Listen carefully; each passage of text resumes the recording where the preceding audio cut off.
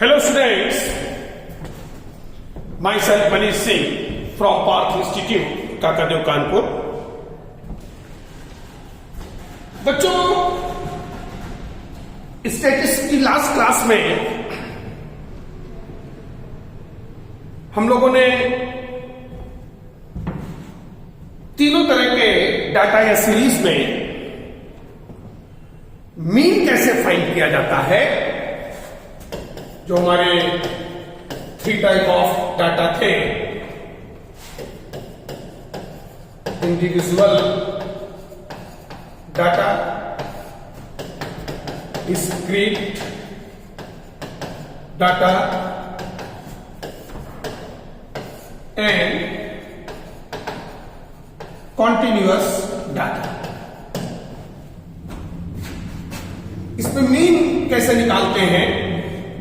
जैसे individual data के case में हम लोग का जो मीन का फॉर्मूला था sigma x i upon N.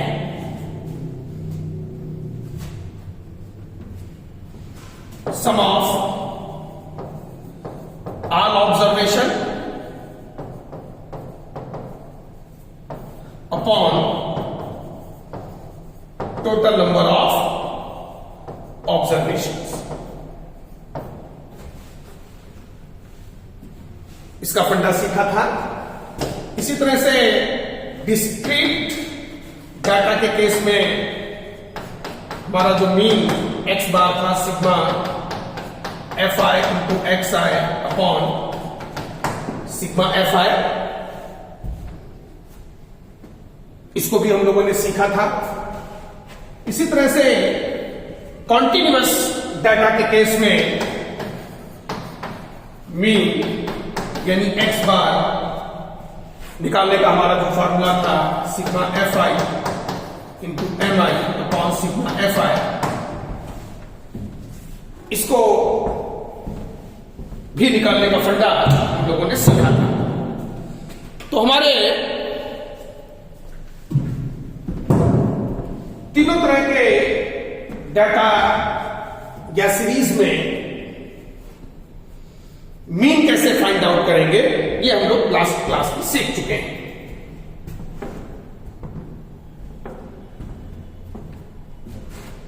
आज की क्लास में हम लोग सबसे पहले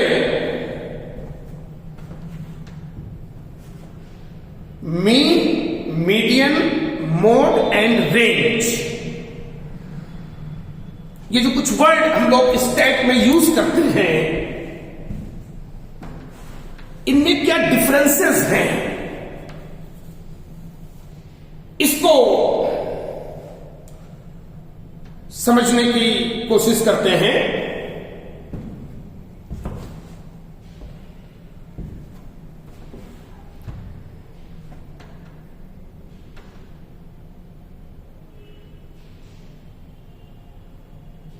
इससे पहले मैं एक चीज बच्चों आप लोगों से कहना चाहूंगा कि हम लोग बड़े बड़े टॉपिक्स में तो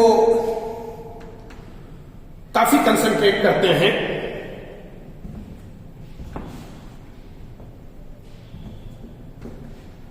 कैलकुलस हो गई, कोऑर्डिनेट ज्योमेट्री हो गई, अलजेब्रा हो गया,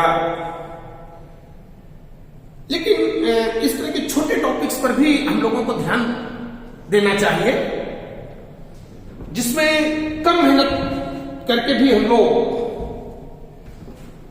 अच्छा स्कोर कर सकते हैं। इसलिए इन टॉपिक्स को भी बच्चों आप लोगों को सीरियसली लेना है।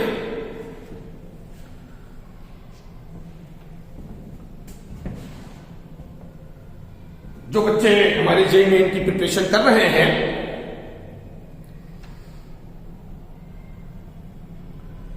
चूंकि कमिंग जेईई मेन एग्जाम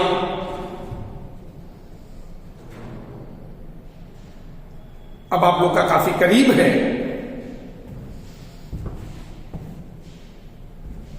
तो जो मेन टॉपिक्स हैं उस पर तो आप लोग फुल कंसंट्रेशन दे ही रहे हैं, लेकिन इन छोटे टॉपिक्स को भी आप अच्छे से करें, जिससे कि कम मेहनत करके भी आप लोग इसमें अच्छा स्कोर कर सकते हैं।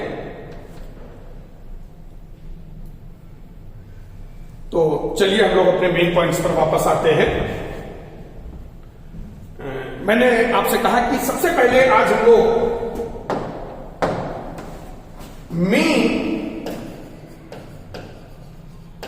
मीडियन, मोड एंड रेंज, इसमें क्या डिफरेंसेस हैं? क्योंकि जब हम लोग स्टैट पढ़ते हैं तो ये वर्ड्स बार बार आते हैं, तो इनको आपको समझना जरूरी है। हालांकि मेन हम लोग लास्ट टाइम पे सीख चुके हैं, कर चुके हैं। मीन तो अब आप सब लोग जान ही चुके हैं। Mean is simple average of given data, average of any given data. Mean जो है सिंपल किसी भी गिवन डाटा का एवरेज होता है। जैसे फॉर एग्जाम्पल हमको एक डाटा गिवन है 2 3 4 4 6 6 6, 7।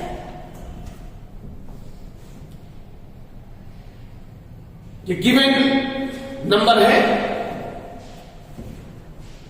और हमको इसका मीन चाहिए। मीन मीन्स एवरेज चाहिए। तो हम लोग सिंपल क्या करते हैं, इन सबको ऐड कर देते हैं।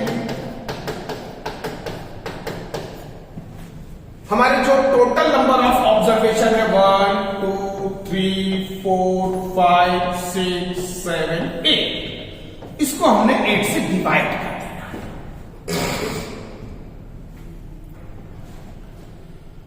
इसको आप सिंपल काउंट कर लोगे, आपका मीन आ जाएगा। अब बच्चों हमारा नया वर्ड आता है मीडियन।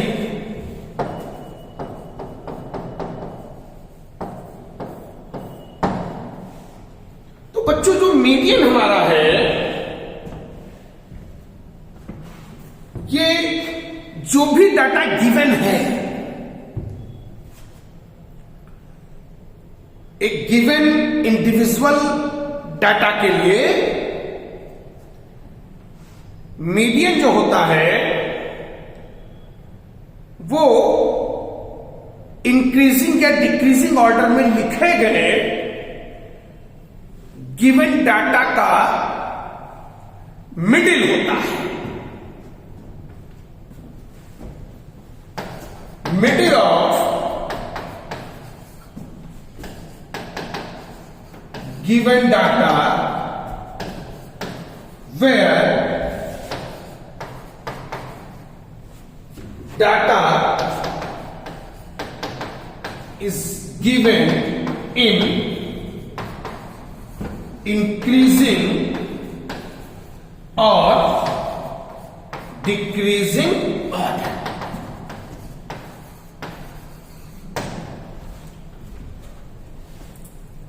अगर डाटा इंक्रीजिंग या डिक्रीजिंग ऑर्डर में नहीं दिया है तो हम उसे पहले इंक्रीजिंग या डिक्रीजिंग ऑर्डर में अरेंज करेंगे। तो एक गिवन डाटा को इंक्रीजिंग या डिक्रीजिंग ऑर्डर में अरेंज करने के बाद उसका जो मिडिल होगा वही सिंपल मीडियन होगा, वही सिंपल मीडियन होगा। मीडियन निकालते समय दो चीजों को थोड़ा आपको ध्यान रखना होता है कि हमारे जो नंबर या क्वांटिटी जो दी हुई है, जो भी नंबर ऑफ टर्म्स गिवन है, वो इवन है या ऑड है। अगर हमारा गिवन डाटा में नंबर ऑफ टर्म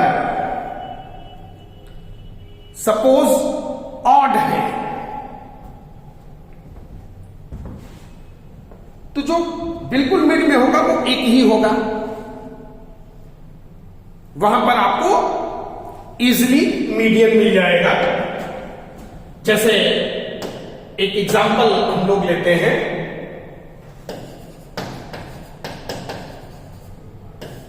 तो मीडियन को हम लोग दो पार्ट में बच्चों डिवाइड करेंगे।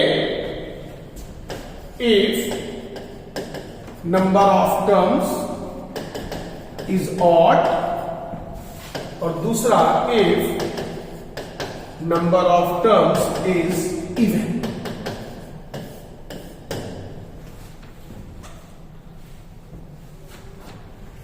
तो if number of terms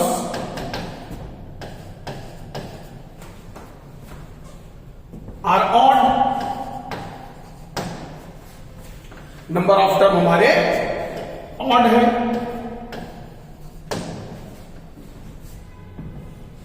odd number of terms है, सपोज 7 टर्म है, तो 7 अगर है तो 3 आपने शुरुआत से छोड़ दिए, 3 आपने लास्ट से छोड़ दिए, जो बीच का 4th होगा वो मिडिल हो जाएगा।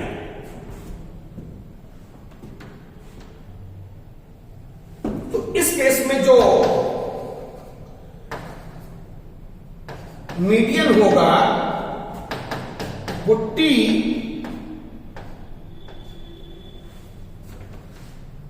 n+1 by 2 हो जाएगा, where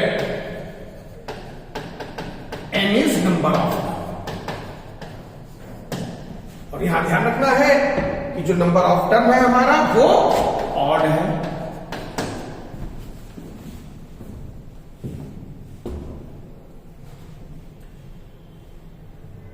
जैसे T1, T2, T3, T4, T5, T6, T7, तो आपने 3 इधर से छोड़े, 3 इधर से छोड़े, बीच का जो ये T4 है ये आपका मीडियन हो जाएगा।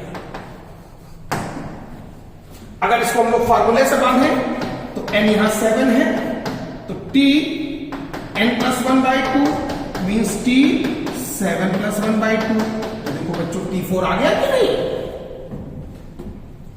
फॉर एग्जाम्पल हमारा डाटा कुछ इस तरह से दिया हुआ है,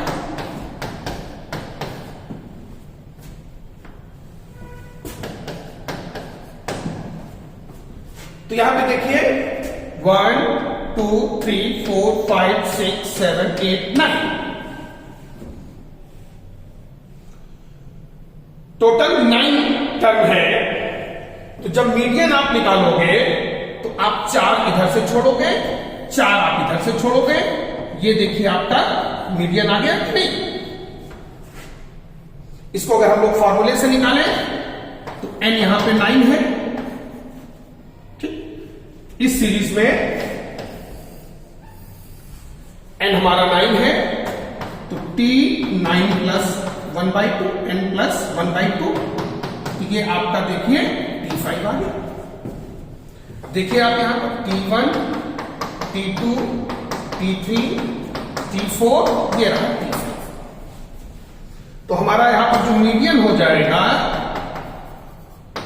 वो आ जाएगा 6।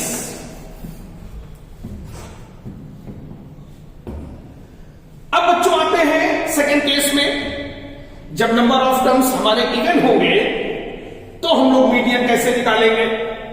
तो इसको एक बार आप लोग देख लीजिए। तो इवन के केस में मीडियन कैसे निकाला जाएगा इसको भी हम लोग सीख लेते हैं। तो case 2, if number of terms are even, हमारे नंबर ऑफ टर्म्स इवन है, तो इस केस में क्या होगा कि जो मिड होगा तो मिडिल के 2 टर्म हमको लेने पड़ेंगे, और जो मीडियन का फार्मूला बनेगा वो हो जाएगा T n/2 plus T n+2 by 2, दोनों को ऐड करके देन डिवाइडेड बाय 2।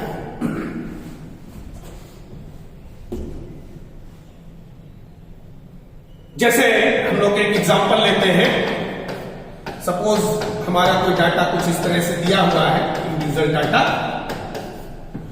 यहां पे अगर आप देखें 1 2 3 4 5 6 7 8 एन हमारा इसमें 8, n बाई 2 4 हो जाएगा, n प्लस 2 बाई 2 5। अब अगर रफली हम लोग देखें तो जब नंबर ऑफ टर्म 8 होंगे तो 3 हमने इधर से छोड़े, 3 हमने इधर से छोड़े, बीच वाली ये 2 बच गए। जैसे यहां पर हम लोग tn बाई 2 की बात करें तो t4 आया, tn प्लस 2 बाई 2 की बात करें तो 5 आया, t5। तो अब देखो ये बच्चों t1, ये t2, ये t3, ये t4, ये t5, then t6, t7, t8। तो हमारा जो मीडियन होगा according to formula t4 plus t5 by 2। t4 हमारा 4 है, t5 हमारा 6 है, तो हमारा आंसर बच्चों यहां पर क्या निकल करके आ गया? 5। t4 4 था, t5 हमारा जो है 6 था, हमने दोनों को ऐड करके देन डिवाइडेड बाई 2, तो इसका जो मीडियन आया वो बच्चों 5 आया। तो अगर नंबर ऑफ टर्म या नंबर ऑफ डाटा इवन है या नंबर ऑफ टर्म हमारा ऑड है, तो उस केस में मीडियन कैसे निकालना है ये आपको क्लियर हो गया होगा। मोटा मोटा डेफिनेशन मीडियन का हो जाएगा mid of given number, mid of given data where data is given in ascending or descending order। बढ़ते या घटते हुए क्रम में अगर डाटा को हम लोग लिखें, उसके बाद उसका मिडिल जो होगा वही मीडियन होगा। तो मीन हो गया average of given data, median हो गया middle of given data where data is given in increasing or decreasing order। अब बच्चों आते हैं मोड पर। मोड क्या होता है इसको हम लोग समझते हैं। तो किसी भी गिवन डाटा में ऐसा नंबर या ऐसा क्वांटिटी जो maximum number of times repeat हुआ हो,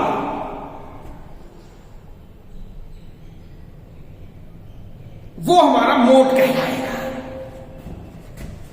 तो मोड मीन्स नंबर और क्वांटिटी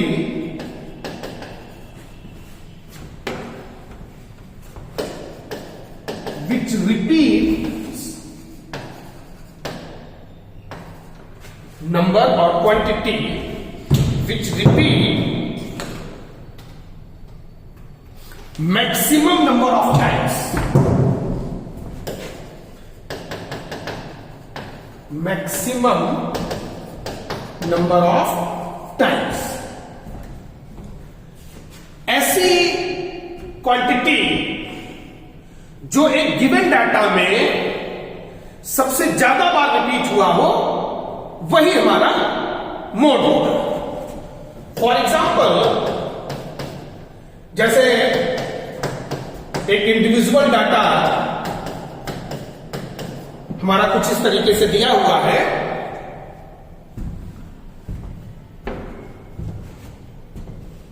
और हमको इसका मोड ज्ञात करना है। तो इसमें बच्चों आप लोग देख रहे होंगे 2 एक बार आया है, 3 भी एक बार आया है, 7 भी एक बार आया है, 4 2 टाइम्स आया है, और 6 जो है वो 3 टाइम्स आया है। 6 एक ऐसा नंबर है जो कि सबसे ज्यादा बार इस सीरीज में रिपीट हुआ है। तो हमारा जो मोड हो जाएगा वो बच्चों यहां पर 6 हो जाएगा। तो आई थिंक मोड का भी फंडा आप लोगों को क्लियर हो गया होगा। ये गिवन डाटा में ऐसा क्वांटिटी जो maximum number of times repeat हुआ हो वो मोड कहलाएगा। अब हम लोग आते हैं रेंज पर। तो रेंज जो होता है वो एक गिवन डाटा में जो मैक्सिमम वैल्यू है और मिनिमम वैल्यू है उसका डिफरेंस होता है। तो रेंज हमारा क्या होगा? Difference in between maximum value and minimum value in any given data. तो रेंज हमारा हो जाएगा maximum value minus minimum value.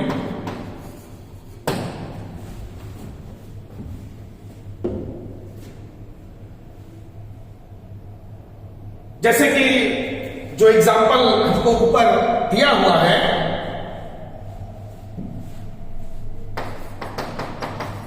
2 3 4 4 6 6 6 7।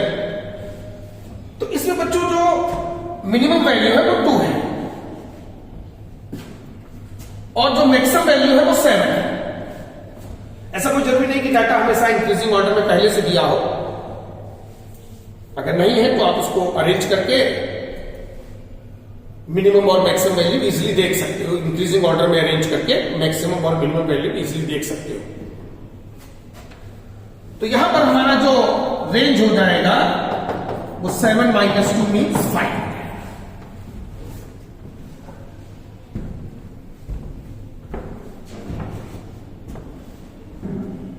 तो बच्चों रेंज हमारा सिंपल एक डिफरेंस है in between maximum value minus difference in between maximum value and minimum value. Range equal to maximum value minus minimum value. तो इन चारों वर्ड्स का क्लियर बट मीनिंग आपको पहले समझ में आना चाहिए और आई थिंक वो सिंपल क्लियर हो गया होगा। मीन क्या है? Average of given data. Median क्या है?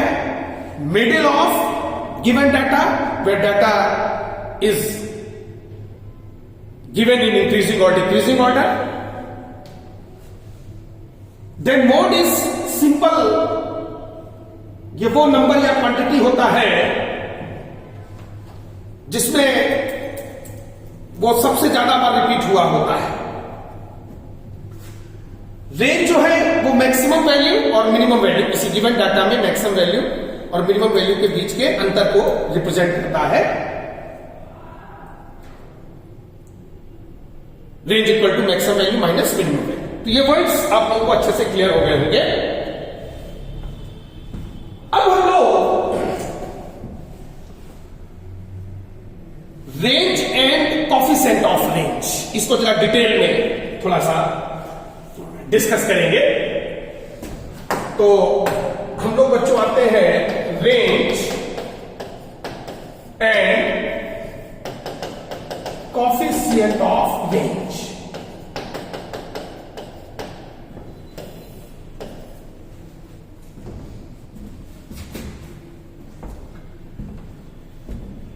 वैसे रेंज का बेसिक फंडा तो हम लोग जान ही गए हैं, लेकिन इसको थोड़ा और डिटेल में हम लोग अच्छे से सीखते हैं, फिर कोएफिशिएंट ऑफ रेंज देखते हैं।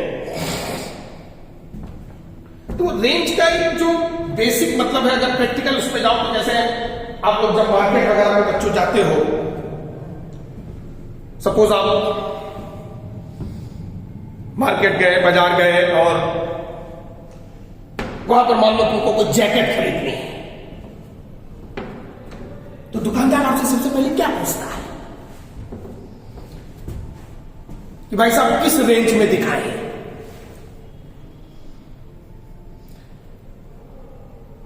हजार से 1200 की रेंज में या 2000 से 2500 की रेंज में।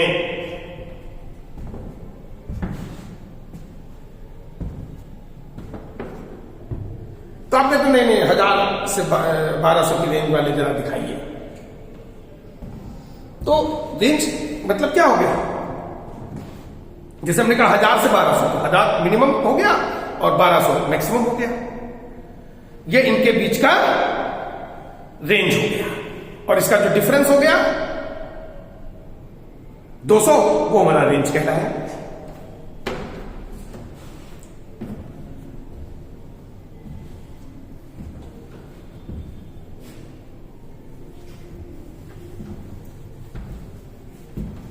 मैक्सिमम और मिनिमम वैल्यू के बीच की रेंज अगर कम है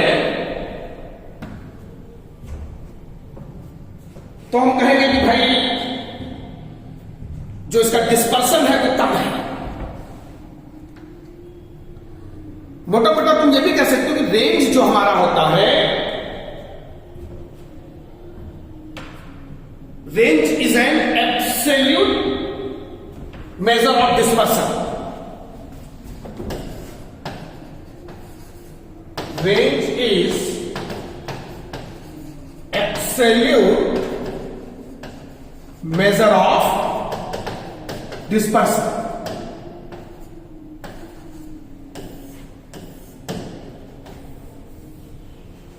Range is absolute measure of dispersion.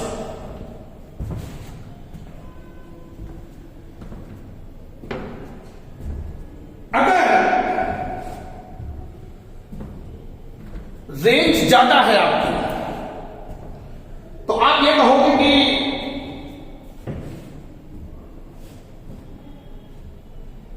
जो डिस्पर्सन है वो ग्रेटर है। रेंज कम है तो आप कहोगे कि इसका जो डिस्पर्सन है वो भी कम है। तो larger value of range, larger value of range will be greater dispersion,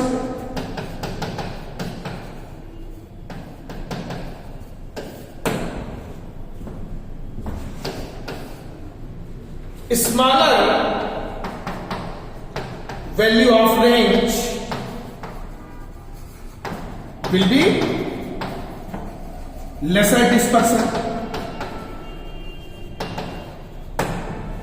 जैसे कि हमने एक एग्जांपल लिया था ना कि भाई दुकानदार ने कहा कि भाई जैकेट हम किस रेंज में दिखाएं, 1000 से 1200 की रेंज में या 2000 से 2500 की रेंज में। तो जब 1000 से 1200 की रेंज में आप गए तो जब 1200 माइनस 1000 आप करोगे, 1200 माइनस 1000 करोगे तो 200, तो रेंज यहां कम है तो डिस्पर्सन भी कम होगा। Smaller value of range will be lesser dispersion. Larger value of range, जैसे उसने कहा कि भाई क्या 2000 से 2500 की रेंज में दिखाए, तो यहां पर 2500 माइनस 2000 जब आप करोगे तो 500 आया। तो रेंज अगर ज्यादा है, यहां रेंज 500 है, पिछले वाले में रेंज 200 था, तो lesser value, smaller value of range will be lesser dispersion और higher value of range will be greater dispersion. अब 2500 माइनस 2000 थे, आप रेंज आया 500, तो आपका डिस्पर्सन यहां ज्यादा है। सो आई थिंक ये भी आप लोगों को अच्छे से बच्चों क्लियर हो गया कि रेंज अगर ज्यादा है तो डिस्पर्सन कम होगा, रेंज अगर कम है तो डिस्पर्सन कम होगा, रेंज अगर ज्यादा है तो डिस्पर्सन भी ज्यादा होगा। और रेंज निकालने का सिंपल फार्मूला जो कि मैं पीछे भी आपको बता चुका हूं कि एक गिवन डाटा में maximum value minus minimum value, अगर मैक्सिमम वैल्यू को हम लोग कैपिटल एम से और मिनिमम वैल्यू को हम लोग स्मॉल एम से रिप्रेजेंट करेंगे तो जो हमारा जो रेंज होगा इसको हम लोग आर से भी रिप्रेजेंट कर सकते हैं, कैपिटल एम माइनस स्मॉल। ये हम लोगों ने मोटा मोटा फार्मूला बना दिया फॉर एनी गिवन डाटा।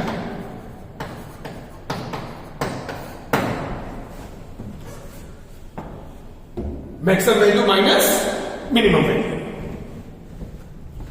ये हमारा जो है बच्चों रेंज है।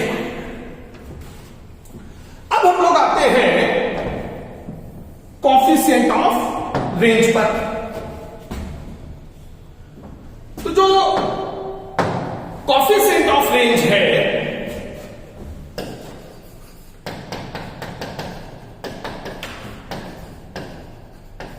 ये सिंपल एक रेशियो होता है maximum value minus minimum value upon maximum value plus minimum value.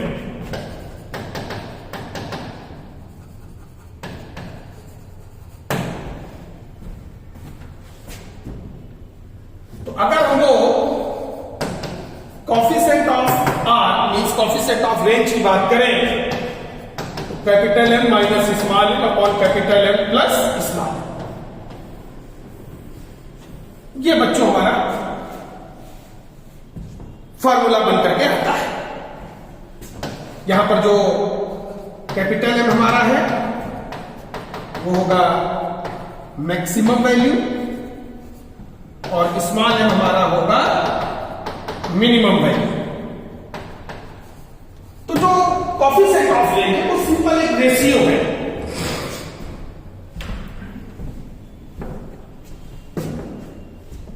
Maximum value minus minimum value upon maximum value plus minimum value. इसको हम लोग कॉफिशिएंट ऑफ रेंज कहते हैं।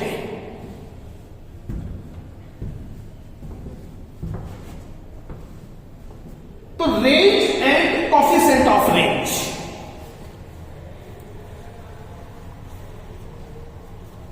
तीन अलग अलग डाटा या सीरीज के केस में, तीन अलग अलग डाटा या सीरीज के केस में कैसे फाइंड आउट किया जाता है। सभी लोग जानते हो कि हमारे जो तीन अलग अलग तरह के डाटा होते हैं, individual data, discrete data and continuous data.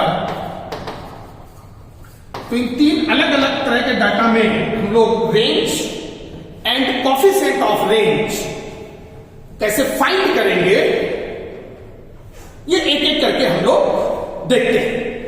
तो सबसे पहले हम लोग इंडिविजुअल डाटा के केस में, इंडिविजुअल सीरीज के केस में range and coefficient of range कैसे फाइंड करेंगे। तो हम लोग एक एक करके इनको देखेंगे। पहले हम लोग आते हैं इंडिविजुअल डाटा के केस में। तो रेंज एंड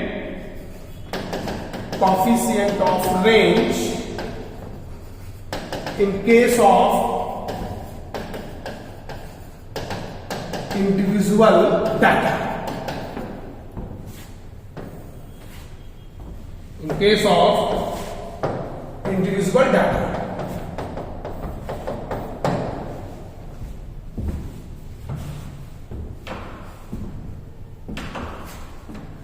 तो इंडिविजुअल डाटा के केस में हम लोग कैसे फाइंड करेंगे।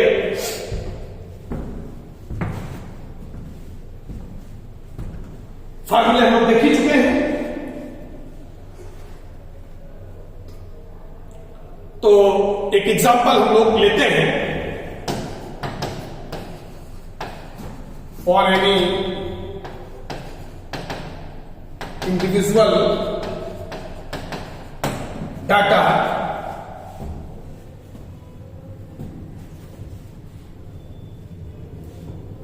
(87, 92,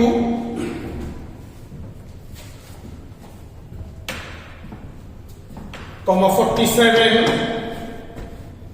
58, 87, 62, 73, then again 73 and 61.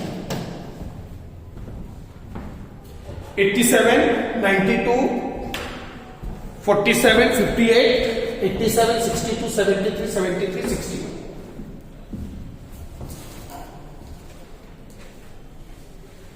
ये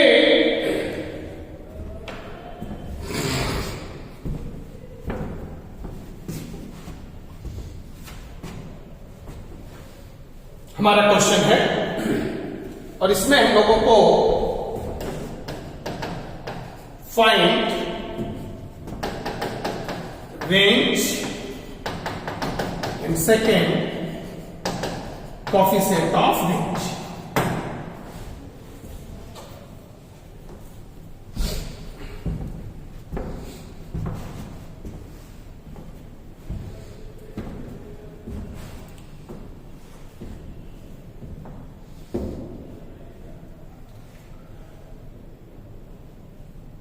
तो बच्चों सबसे पहले आप लोगों को क्या करना है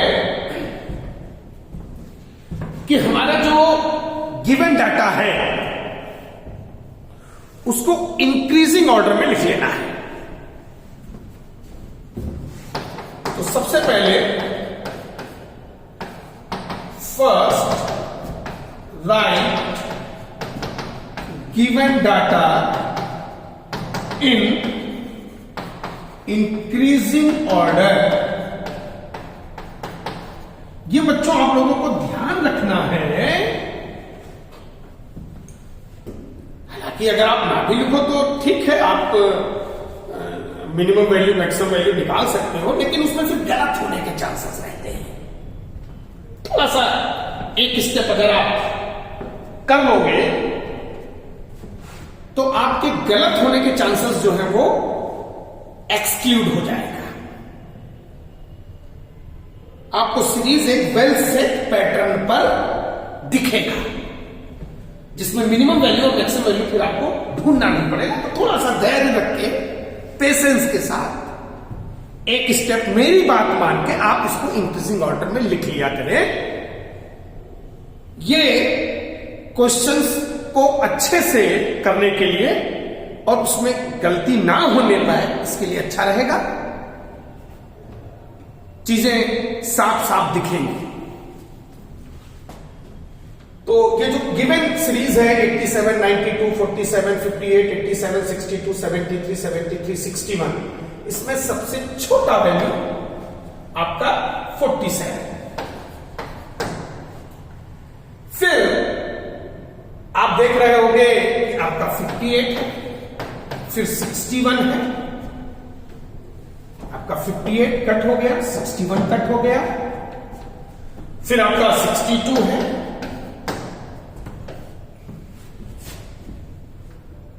फिर आपका 73 है, 73 2 टाइम्स आया है, आपका ये भी देखिए कट हो गया,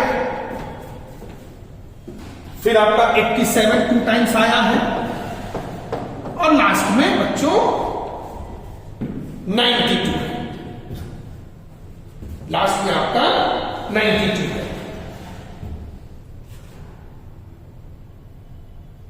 तो यहां पर जो सबसे मिनिमम वैल्यू है वो आपका बच्चों 47 है, और जो मैक्सिमम वैल्यू है वो आपका 92 है। आपको दिख रहा है, क्लियर कट दिख रहा है। जब आप बढ़ते हुए क्रम में इंक्रीजिंग ऑर्डर में जब सीरीज को लिखोगे तो ये आपका स्मॉल एम हो गया और ये आपका कैपिटल एम हो गया। तो हमारा जो रेंज हो गया बच्चों ये हो गया 92 माइनस 47, और ये आपका जो है 45 जो है वो कैलकुलेट होकर के यही हमारा रेंज कहलाएगा, कैपिटल एम माइनस स्मॉल, जो कि आपका 45 निकल करके आ गया। यही आपका फर्स्ट पार्ट का आंसर है। अब हम अपने सेकेंड पार्ट पर आते हैं। सेकेंड पार्ट क्या है? Coefficient of range. तो कोफिशिएंट ऑफ रेंज का formula maximum value minus minimum value upon maximum value plus minimum value. तो ये 92 माइनस 47 अपॉन 92 प्लस 47, ये 45 आया। इसी तरह से 92 प्लस 47 आप कर दीजिए तो 7 प्लस 2 9 और 9 प्लस 4 13। तो इसको जब आप लोग बच्चों कैलकुलेट करेंगे 45 अपॉन 139 को, तो ये 0.32 निकल करके आ जाएगा।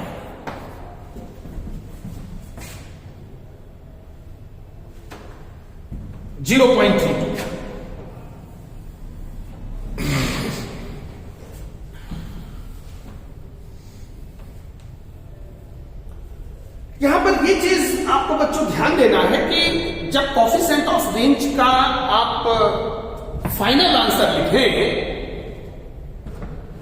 तो वो डेसिमल पॉइंट में ही लिखे हैं, रेशियो में नहीं। आपको फाइनल आंसर कंप्लीट पूरा सॉल्व करके लिखना है, specially in case of coefficient of range.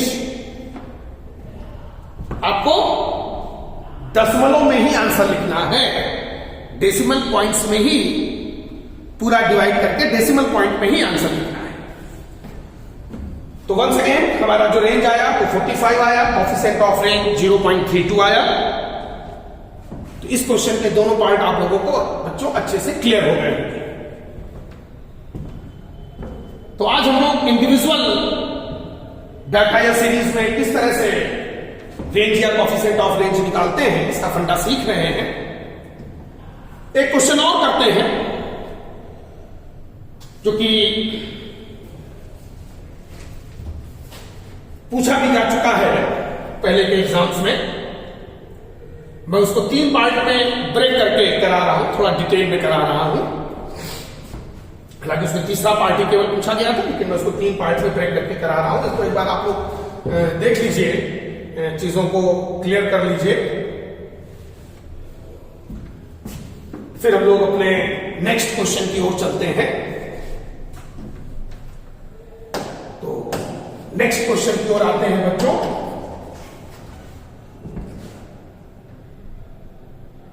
Question हमारा है, given data represent marks of 10 students.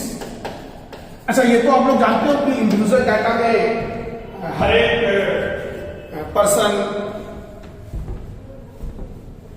का अलग अलग डाटा गिवन होता है, इसीलिए इसको इंडिविजुअल डाटा हम लोग बोलते हैं। तो जो 10 स्टूडेंट्स के जो मार्क्स हैं वो कुछ इस तरह से हैं, 20, 24, 22, 40, 30, 35, 58, 50, 25 and 70। अब इसमें हम लोग को क्या क्या निकालना है? Find number 1 range, second coefficient of range, और थर्ड है जो सबसे इंपॉर्टेंट है, percent of change,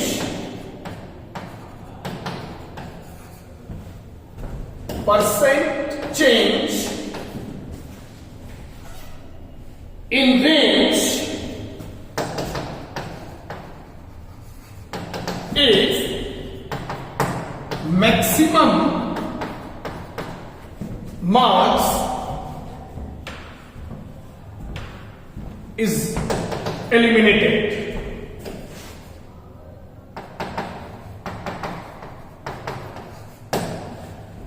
percent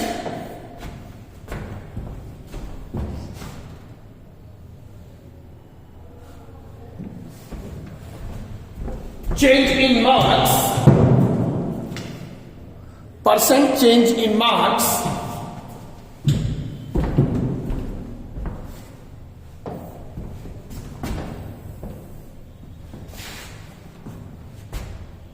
if maximum marks is eliminated.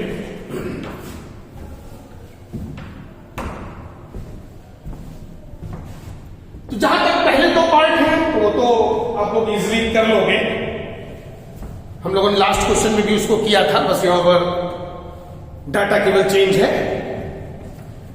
तो जैसा कि मैंने आपसे पहले ही कहा कि सबसे पहले आपको गिवन डाटा को इंक्रीजिंग ऑर्डर में लिख लेना है। तो आप देखें यहां पर 20, 24, 22, 40, 30, 35, 58, 50, 25, 70 में सबसे कम आपका है 20, फिर बच्चों आपका है 22, फिर कितना है 24, फिर कितना है 25।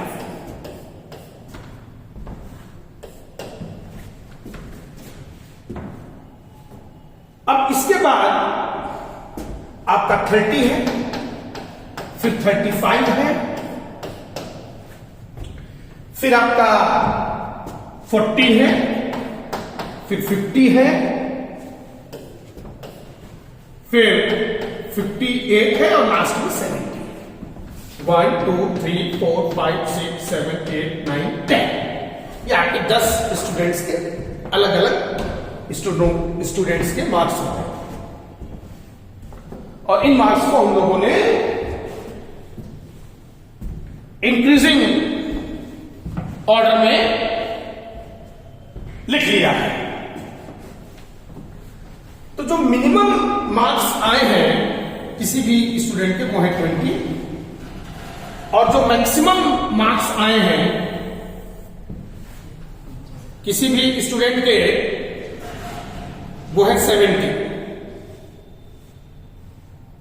तो हमारा जो रेंज हो जाएगा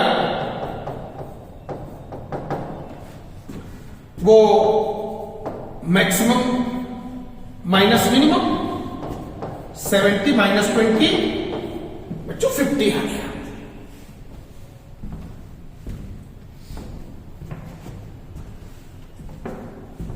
तो जो पहला पार्ट है उसका आंसर 50 हो गया। अब हमारा सेकेंड पार्ट है, सेकेंड पार्ट है कोएफिशिएंट ऑफ रेंज।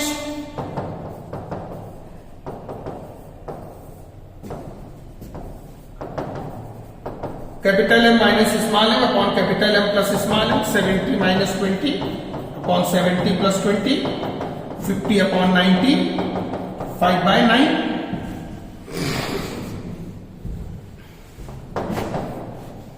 .55।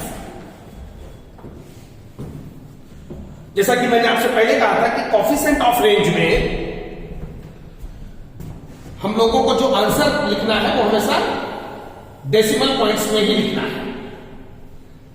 तो रेंज हो गया 50, कोएफिशिएंट रेंज हो गया 0.55। अब हम अपने थर्ड पार्ट की ओर बच्चों बढ़ते हैं। थर्ड पार्ट में उसने बोला है बच्चों कि percent change in range if maximum marks is eliminated. तो किसी भी स्टूडेंट के द्वारा जो अधिकतम मार्क्स गेन किए गए हैं उनको अगर हटा दिया जाए, उनको अगर हटा दिया जाए, वी आर एक्सक्लूडिंग 70, किसी भी स्टूडेंट के द्वारा जो मैक्सिमम मार्क्स जो गेन किए गए हैं 70, वो मैंने हटा दिया।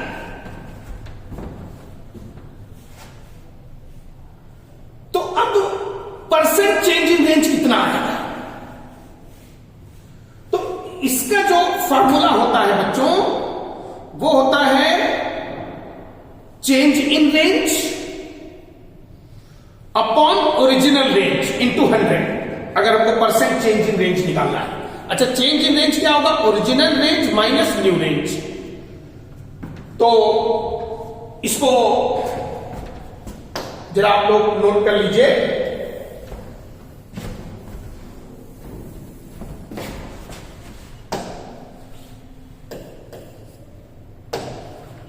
तो इसमें जो परसेंट चेंज इन रेंज बनेगा, ये होगा चेंज इन रेंज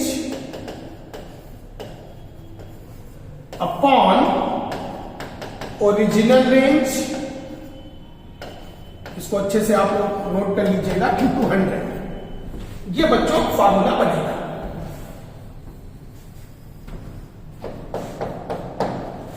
यहां पर जो चेंज इन रेंज होगा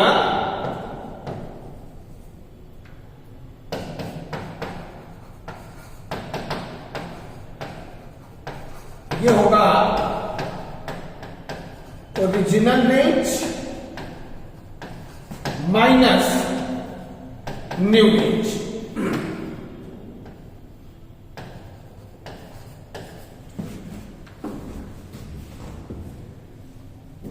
तो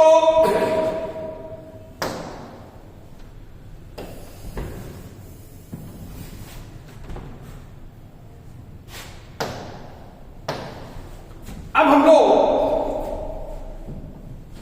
पहले न्यू रेंज निकालते हैं। ओरिजिनल रेंज हमारा जो है, जो थर्ड पार्ट है हमारा, उसमें ओरिजिनल रेंज या जो इनिशियल रेंज भी आप इसे कह सकते हो, इनिशियल रेंज हमारा 50 है। अब जो न्यू रेंज होगा, क्योंकि 70 हमने हटा दिया, 70 हटाने के बाद भाई इसमें यही कहा ना कि percent change in range if maximum marks is eliminated. Maximum marks हमारा 70 था, उसको हमने हटा दिया, तो उसको हटाने के बाद अब जो न्यू रेंज होगा, तो अब वो हो जाएगा 58 minus 20।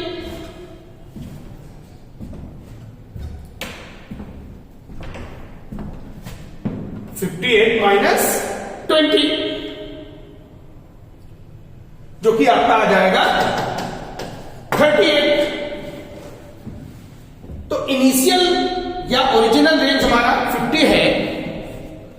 New range maximum marks को हटाने के बाद, या जिसको भी हटाने के लिए बोलेगा, यहां पर उसने मैक्सिमम मार्क्स को एलिमिनेट किया था, उस वाले को एक को हटाने के बाद अब हमारी जो अपर लिमिट है वो 58 हो गई बच्चों, और मिनिमम हमारा 20 है, तो ये हो गया न्यू रेंज 38 हो गया। तो हमारा जो चेंज इन रेंज आया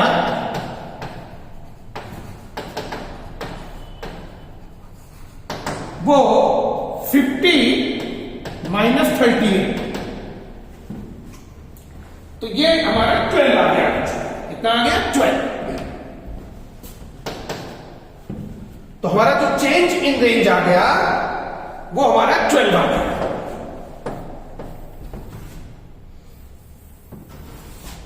चेंज इन रेंज हमारा 12 आ गया। तो अब हम लोगों को परसेंट चेंज इन रेंज निकाल लेना है। तो जो परसेंट चेंज इन रेंज हो गया, change in range 12 upon original range 50 into 100, ये आपने कैंसल आउट कर दिया, तो ये आपका 24% आ गया। तो जो परसेंट चेंज इन रेंज आया वो कितना आया? 24% आ गया। तो तीसरा पार्ट का हमारा जो फाइनल आंसर बच्चों बना वो बना 24%। सो आई थिंक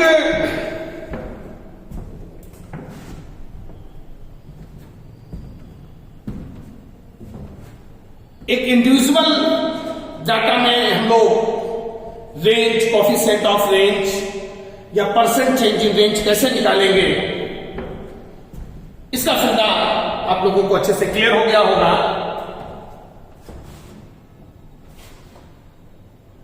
अब अपने आगे की क्लास में हम लोग डिस्क्रीट डाटा में, कॉन्टिन्यूअस डाटा में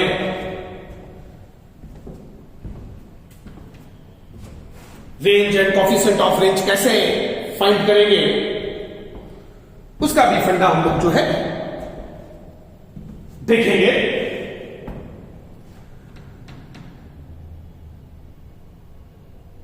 थैंक यू।